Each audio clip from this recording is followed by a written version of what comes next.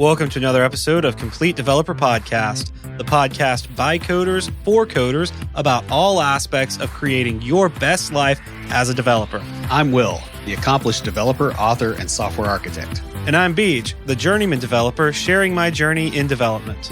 Complete Developer Podcast is supported by listeners like you. We are now on Patreon at www.patreon.com/Complete Developer Podcast. We all need some regular relaxation to avoid burnout. Downtime is a brain break from all the internal processing that our minds do daily, and even helps to improve productivity. In this episode, we're going to look at downtime and why it's important for your mental health, your productivity, and your team.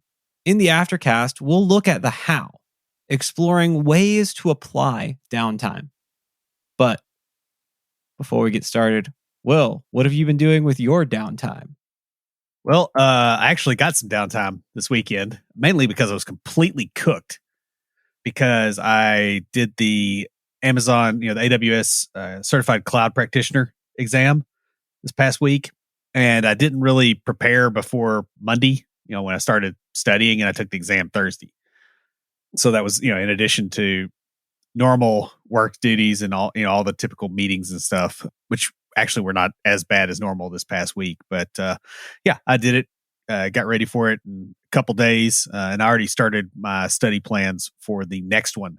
So that's my news. Congratulations. Didn't do so well relaxing last week until after that was over. I do think I over prepared, but it's got a bunch of stuff about how they bill and those kind of things, and I find that stuff to be really hard to study because I just hear numbers and it doesn't stick. So I had to really overdo it to get it to stick. But yeah, glad it's over with. So how about you? Well, I did the sound and streamed my friend's wedding this past weekend. That was interesting. Yeah, it was. I really enjoy doing that kind of stuff. I emceed the reception, which was kind of fun because we had a handheld portable microphone. So I could MC from all over. It was an outdoor wedding, but all over the tent. So, I was announcing which tables would get up and go get their food and stuff like that. And so I just go sit down and talk to people at that table and be like, all right, now this table is going to go and stuff like that. It was so much fun. It was also stressful because the equipment that we used had not been used since my friend's sister's wedding, which I also did the sound for. Did not stream, but did the sound for. Yeah, back before COVID. So it hadn't been used in all that time. And so we had some technical difficulties, which was kind of fun. And then just getting all the stuff set up and working. I was out. So I took the day off. I actually took Thursday and Friday off to set up. And so that was nice. It was kind of cool. Just going around doing all that. Unfortunately, taking that time off, I didn't cut back on the workload that I had. So I just came back and had to catch up. So I've been playing catch up the last few days at work. But man, doing that wedding stream was so much fun. I do feel a little bit bad. I wasn't able to monitor the stream because I was kind of doing the job of 3 people. I was running the camera, running the sound, and running the stream. So I didn't find out that the volume on the stream was too low until after the fact. So, and I knew they had a worship set in there. They had the ceremony and then they had 20 minutes of worship. And I knew that wasn't going to be great going through the stream just because I only had one board with only a few inputs. So I could not have a separate mix for the stream. So the stream just got my live mix, which, it works for the outside, but it did not all you could hear were the drums the whole time. Very faintly in the background, you could hear the other instruments and the vocalist. But because I had to turn the drums so high up on the live. And then our vocalist, she's got a voice that really carries. So I didn't have to have a lot of her coming through the speakers because you could just hear her, And the keyboard had speakers on it. So I had the sound coming from its speakers and from the main PA system. So yeah, it was like I had them all turned down, and so the stream just didn't sound that great, but they still got it. So that's cool. But yeah, it was fun. Had a blast and got to hang out with a lot of my good friends doing the setup and stuff like that too. So we had fun. We'd like to welcome our new patron, Shweta Karwa. Thanks for joining up, and thanks for supporting the show. We really appreciate it. This is what makes it possible. Saving money is hard, especially when you are burnt out and you just need a mental break. Lucas Casares is a fee-only certified financial planner. He owns and runs Level Up Financial Planning virtually out of Fort Collins, Colorado. And just like us here at Complete Developer Podcast, he focuses on helping you not only establish a real plan, but to take action on that plan so that you can live your best life. Yeah. And that best life, by the way, includes actually being able to have downtime, which is why we're talking about it in this episode. Oh, yeah. And, downtime is one of those things that pays off, just like investing in financial planning services. The idea here is that you want to improve your finances enough so that it pays for that investment. And with the help of Level Up, the compounding impact of making better financial decisions will easily pay for itself. Yeah. Level Up also has a unique pricing model that will help you no matter where you are in your financial journey. Lucas is also a fiduciary for his clients, which means he's not here to sell you a product, but to help guide you to a better financial situation. So you guys can catch his podcast, Techie Personal Finance Bootcamp, where he covers financial topics you probably face and interviews other IT professionals who share how they navigated their careers. You can also learn a lot more at levelupfinancialplanning.com. Downtime refers to a span of time when a system or part of that system is not available. This term is often used when talking about server or network unavailability. However, it also applies to your own mental processing. Personal or mental downtime is a period of relaxation or decreased activity, specifically of mental activity. It's a time when you're not working, learning, or planning an activity. Yeah, there's a lot of different types of downtime. We're going to get into those in the episode. Some help you to better focus, while others help to take in more varied information for mental processing. It can be easy to get overwhelmed with the constant problem solving and information processing that our brains are doing, especially as software developers. That said, as developers, we combine the scientific methodologies with a creative aspect of our minds. This is a powerful combination, but can overwork our brains very easily. Yeah, that actually matches my experience a lot in software development, because the creativity aspect, in addition to all the other things, like it seems like you don't burn out as quickly as you would if you were just doing one thing. But when you burn out, you do burn out more thoroughly. Yeah. And burnout happens when we haven't taken enough time to rest our minds. A lot of times we just want to push through the mental fog or writer's block to get to something, to get to a goal, basically, to get something on the screen, to get something completed. And this can often be detrimental to both our creativity and our ability to process information needed to solve complex problems. We're essentially getting in our own way. And taking a mental break during these times is often the best option. So in this episode, we are going to dive into what is downtime, its different types, and why it's important for you and your mental health. And then in the aftercast, we'll look at how you can give your brain a break. So first off, we need to discuss the difference between downtime and leisure time, including, potentially where those overlap and where they don't. Leisure time is what you do in your free time for enjoyment. So this is movies, reading, hanging out with friends. Yeah. It's not non-work programming. Right. And I mean, it can be learning something new. Like Will spends his leisure time learning language, learning Russian. I spend mine playing guitar and keys. Been spending a little bit more time on keys lately than guitar, but I do need to pick my guitar back up Well, I mean, I play it every day, but you know what I mean.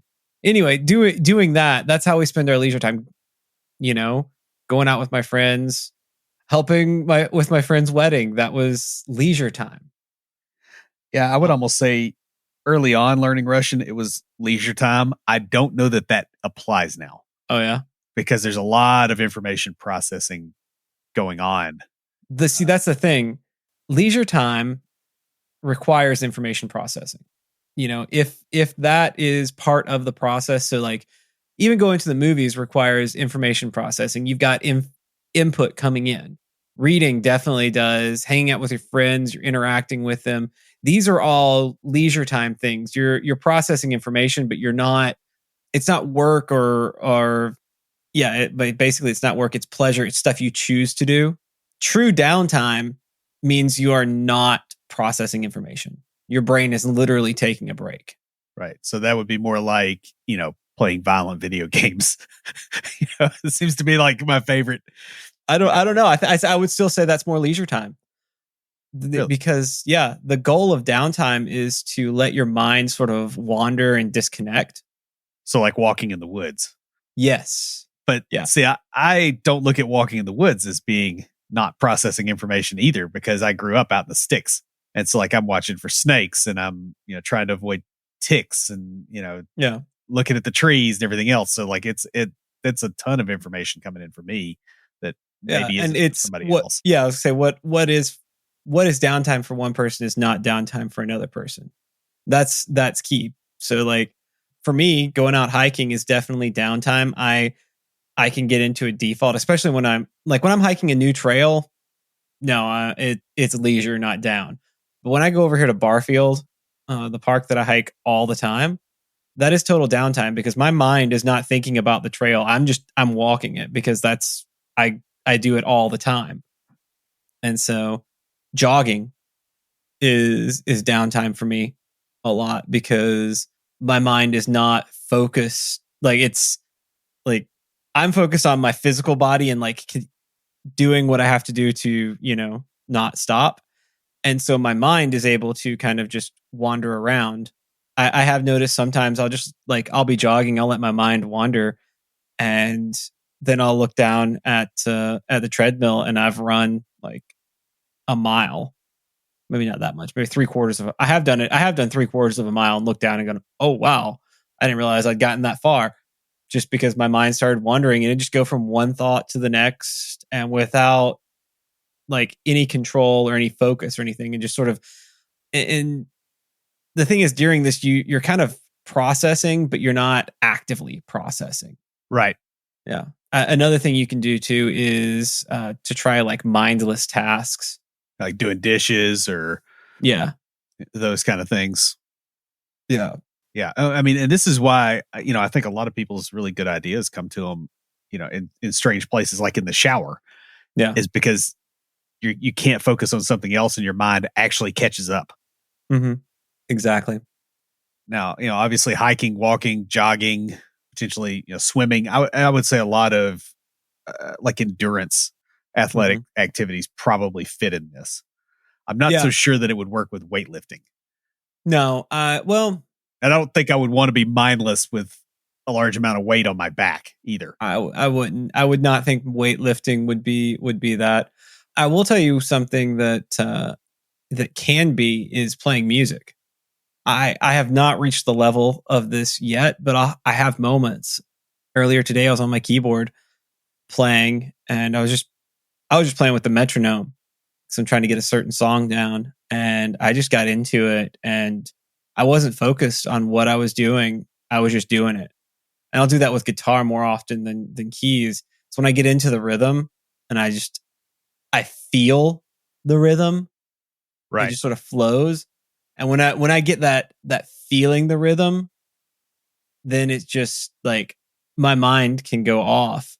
Unfortunately, I can't stay in that state for very long because I get out of the rhythm. But I'm working on it. I've when I first started, I couldn't do that. So it's one of those things. So now let's talk about a few different types of downtime and sort of what they're for and how they help you. So the first is the downtime where you clear out your mind to focus better on a problem. This is where you just get rid of the distractions and step away from a situation so that you can actually really think through it and let the background processing really catch up. That's kind of the idea there. Yeah. With this, a lot of times what we'll do here is, at least back when we were in the office, what I would do is go for a walk. Yeah. I used to do that at my previous job. Yeah. Like if I was just stuck on something. I don't do it here because there's so deadgum many hills. I'm just like, man, Yeah. that is not going to help me. Lazy. I mean, I'm thinking about the hill, where I'm going. So it doesn't help. Fair enough. Kettlebell swings will help. Yeah. Climbing a hill won't. That's fair. Yeah. I mean, meditation is what I was thinking of with this one, where you're just like literally just trying to clear your thoughts.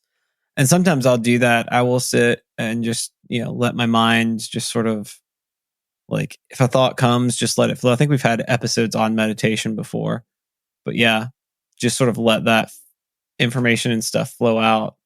And so the next one is where you relax your focus so that you can better process information coming in. So rather than clearing your mind to better focus, you're clearing your focus to better receive information from your surroundings. And this is like, I think this is more like Will going out into the woods, because I would say that it's more like that. It's like because my focus is diffuse, but it's there. Yeah. And that's like me riding a motorcycle. Right. Which for a motorcycle for me would not be pleasant at all. Yeah. You got to pay attention to everything going on around you and like take in all that information. But like, it's so relaxing because I'm not focused on any one thing. And I'm just sort of absorbing all the information that's coming in and letting it process. It really, honestly, I love it because it really clears me out. I go on a long ride and just like, I'll come back and I just feel so refreshed mentally from that, because you're focused on the ride, but you're not like focused. Like it's a different type of focus. I don't know how to describe it. So the next type of downtime is to calm the mind to reduce anxiety. And this tends to be the precursor to actual meditation for me. Yeah. Right. Like I'm trying to get into a state where maybe I'm observing my thoughts, but I'm not participating in them excessively, if that makes sense. Like it's like, okay, I think that's there, but I'm not going to roll that over in my head. I'm just going to let it go. Yeah. I had lunch with a friend of ours who is a writer and was recently diagnosed with adult ADD. And she was telling me that since she started taking the ADD medications, her anxiety has dropped drastically, because before her mind was all over the place and that was causing her anxiety. And when she became able to focus and didn't have the thoughts just going everywhere, her anxiety seriously dropped. Interesting. And yeah, that's actually, it's interestingly explanatory as well. Yeah. And it like, when she was telling me that, I was like, oh wow, so much of our childhood makes so much sense because I've known this person for a long time. And I'm like, wow, that makes a lot of sense. I'm like, that. I'll say I've known her for 20 years. Yeah. And y'all were old friends when we met. So that's true. So, but yeah, that's like, wow, that makes so much sense. So the final type of downtime that we're going to talk about in this episode is going into default mode network, which is actually a term that I found on the internet when I was researching downtime, or basically letting your mind wander while you do mindless tasks. We talked about that in the difference between downtime and leisure time, but like default mode is basically, I mean, I've heard that term for a long time, but usually it's in a negative connotation. People talk about, oh, I went into default mode on the drive and, miss the exit. You're driving home. Yeah. Well, no, you don't miss the exit. You get home and you don't remember how you got there. Yeah. It's you go, or you may be going somewhere else that's like a similar route, and you end up at the wrong place, a different place, the wrong place, because you just defaulted. Well, like my parents moved a mile down the road from where I grew up. Right. My sister lives at that house now, and I have to be really, really careful when I'm out that way because I will go to my old, I'll go to the old house. Yeah, that makes perfect sense. Yeah, that is normal.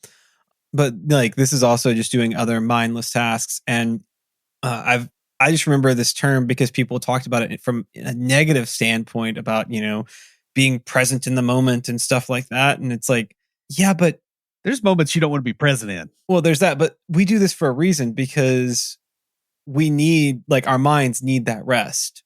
We need those mindless tasks. We don't need to be present in every single thing because that's not going to let us process. You're going to get it's just not a good use of your mind. No, it's really not. If you're a software engineer, you've been there. It's 9 p.m. You're finally unwinding from work and your phone buzzes with an alert. Something's broken. And your mind already racing at what could be wrong. Is it the back end or the front end? Is it the server? Is it the cloud provider? You don't know. And now the whole team is scrambling from tool to tool and messaging person after person to find and fix the issue. That won't happen if you get New Relic. New Relic combines 16 different monitoring products that you'd normally buy separately, so engineering teams can see across their entire software stack in one place. More importantly, you can pinpoint issues down to the line of code so that you know exactly why the problem happened and can resolve it quickly. That's why the dev and ops teams at companies like DoorDash, GitHub, Epic Games, and more than 14,000 other companies use New Relic to debug and improve their software. Whether you run a cloud-native startup or a Fortune 500 company, it takes just 5 minutes to set up New Relic in your environment. That next 9 p.m. phone call is just waiting to happen. Get New Relic before it does. And you can get access to the whole New Relic platform and 100 gigabytes of data free forever. No credit card required. Sign up at newrelic.com/CDP. That's NEWRELIC.com/CDP. newrelic.com/CDP. So downtime allows for a break in processing information. And what we mean by this is the brain is designed for periods of work and periods of rest, called focused and diffused modes. And, this is kind of our natural history is not one of constantly having to be focused and overly aware of your environment, right? Like that's why humans are pack animals, is so that you're not always having to be awake and paying attention. Like we're not built for the kind of stresses we put on our brains and our bodies now. That's true. I listened to some motivational stuff when I run and lift. And one of it's talking about this motivational speaker. He likes to talk about lions, and he said someone once brought up the fact. He's like, "Do you know lions sleep for 20 hours a day?" I don't know if that's true or not, but he said it. Well, they're cats. Yeah, and he was like, "Wow." They push all kinds of things off the savannah too, probably. He's like, "Look at all they get done in just 4 hours." Uh-huh. Like, could you imagine? If they had more time, man, if you're king of the jungle, you ain't got to work. That's so, but yeah, it's like, yep, that makes sense. So to start off, let's take a look at focused mode. Focused mode happens when we're learning something, we're working on important tasks, basically anything that takes our processing power, where we are actively using our CPUs up here in our heads. That is focused mode when we're creating, when we're problem solving, when we're learning. Even again, like movies can be sometimes that. Video games, especially if you play Dark Souls or Elden Ring, that is very focused mode. Now I've been playing that and Ratchet and Clank is definitely not focused mode. It is definitely fun, laid back, relaxation.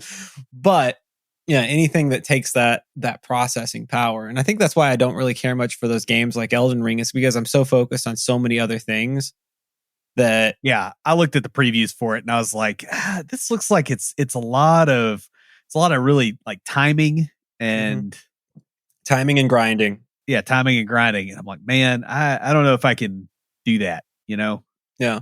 For the same reason. I got of course I play Factorio and it's a different kind of focus, but you can walk away from it Mhm. and you're okay. Oh, well, with Elden Ring, you got to like watch when you pause, because if you just hitting the pause button doesn't actually pause the game. Yeah, you have to like go into something. It is intense. And even if I'm in the right mindset, it can be a lot of fun.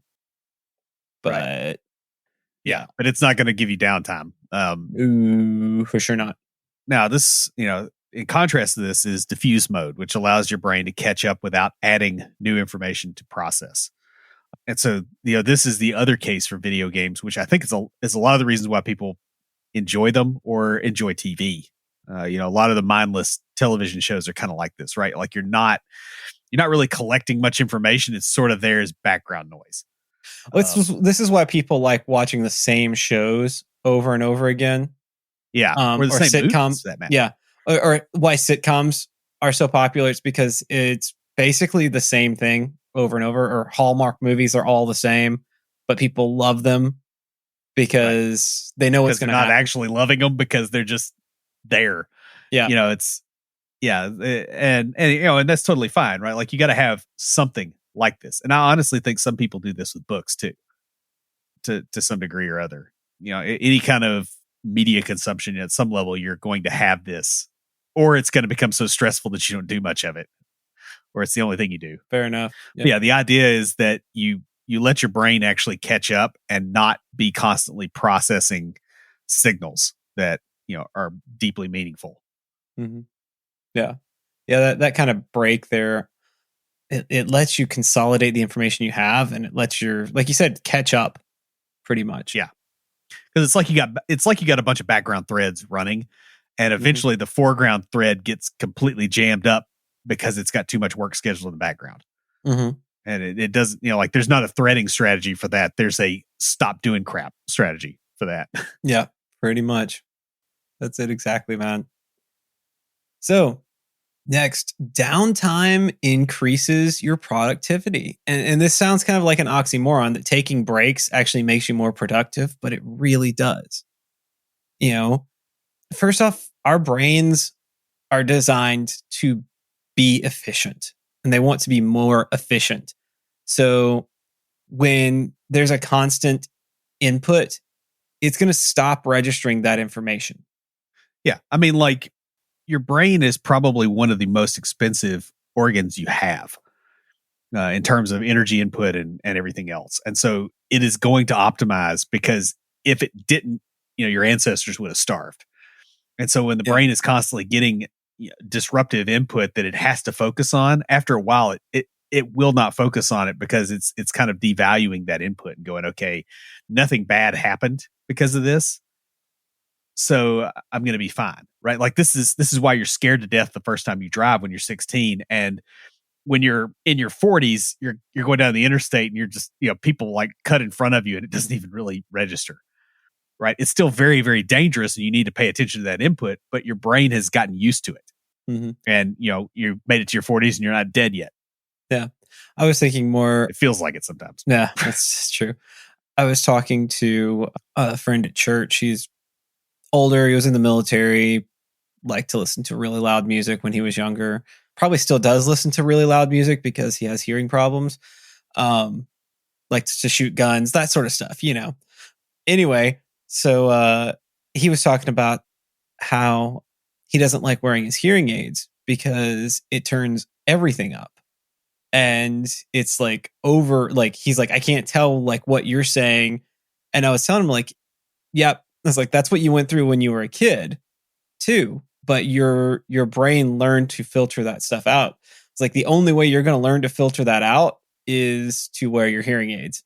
He didn't like hearing that, but he was like, well, he probably turned his hearing aid off, so he didn't hear that, right? That's what I would have done. sorry, what was that? Yeah. But yeah, no, it's kind of like that. But it's also like being in a crowded room, or like at a bar or a coffee shop or something like that. There's a lot of noise going on, but you can completely focus on the person right in front of you, because your brain is it's filtering out that constant background noise. If you're constantly hearing the same thing over, like, just, well, the same it's tone. Not just sounds, right? Like it's sights, it's smells. Like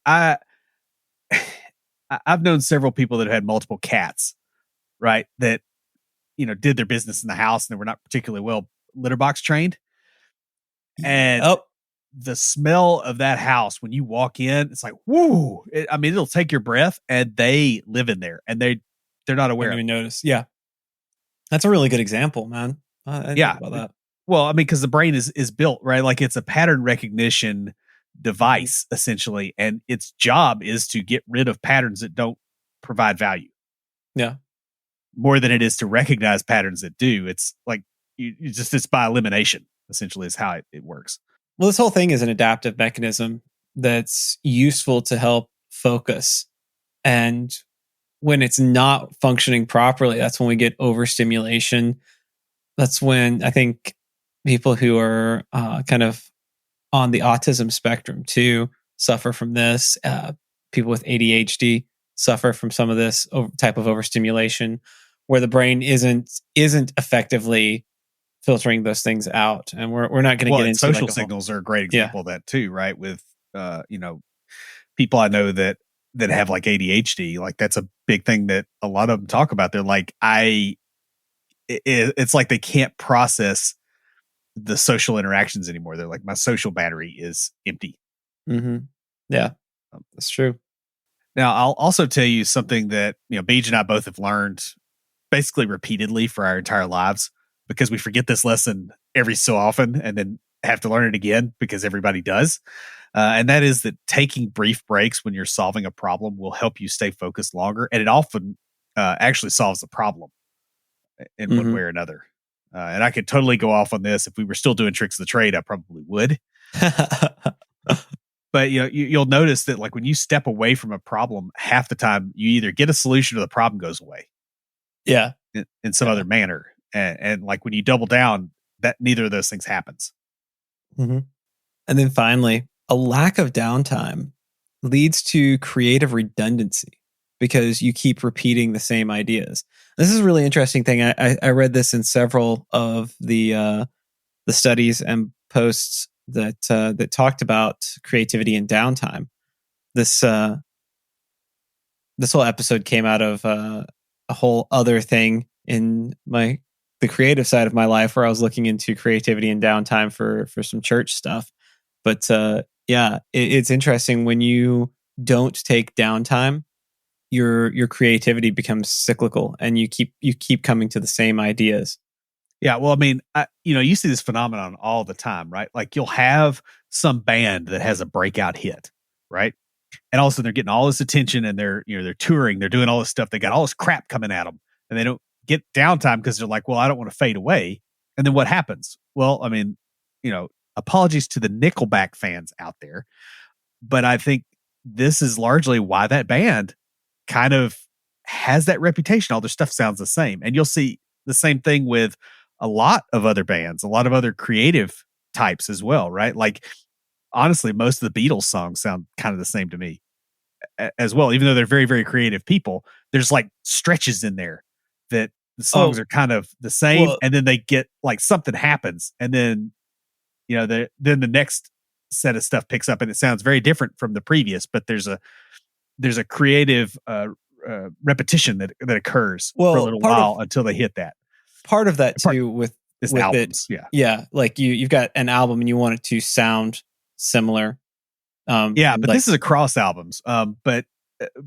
But it's very much the same kind of phenomenon. I would argue that a lot of stuff going on in Hollywood right now is the same kind of deal, because stuff, in a lot of cases is not working as well as it used to. And the executives are like, well, we need to work harder. Right. And they come out with a lot of the same ideas, like, let's make everything dark and gritty and make Batman have a gravelly voice, like that kind of crap. And, that works the first time, and they go, well, let's do that again. Yeah. Because they haven't actually taken the downbeat.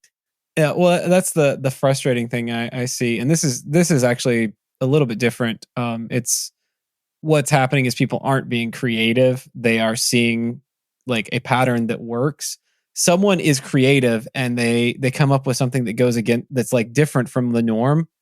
It is successful. And then there's a bunch of copycats, and then it becomes a trope. Well, like all the dark fantasy thing after Game of Thrones. Yeah. right? Like that's a prime example of that. But I mean, the other thing with that is like Game of Thrones itself did that. Yeah. What you're talking about is a legit phenomenon, but that's not what we're talking about here. Yeah. I think is what I'm trying to get at.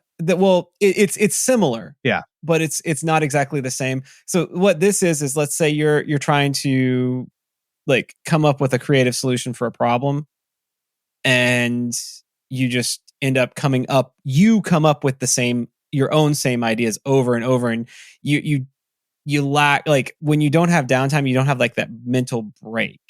Right. I mean, I guess like what I'm describing is the aggregate of a whole bunch of people getting to that point.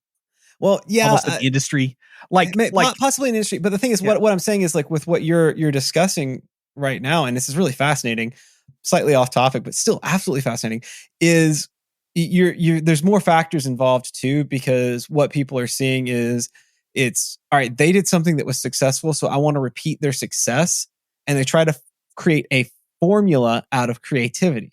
Right, but I'm not talking about other people. I'm talking about the same people doing the same thing as well, right? Like, again, the Nickelback reference is a great one. George R.R. Martin, all his stuff is dark, and it's the same kind of like, the guy that you like is going to get killed. Mm-hmm. Yeah, every time, and it's like that works, and so it's kind of why I stopped watching Joss Whedon stuff.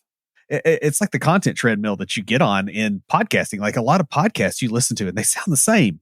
And if it's comforting, that's great. But if it's not, it's not. And yeah, it does. Mm-hmm. It kills the creativity. And honestly, if they took downtime, now that, like, what you said there is different from what you said before. What you just said there is an example of not having the downtime leading to creative redundancy. Yeah. Well, I mean, I think it's not just a single person, right? Like that is a thing, and that's definitely what we're talking about. But when an industry does that as a whole, it's still the same. Well, the thing is, when it's the industry, a lot of times there's more factors involved than just not taking downtime. Yeah. Like, it's a shortcut, right? Like I mean, part of the reason you're doing this is to save energy, and it's a mental shortcut. Yeah. And that's what everybody else is doing too. Copying your success.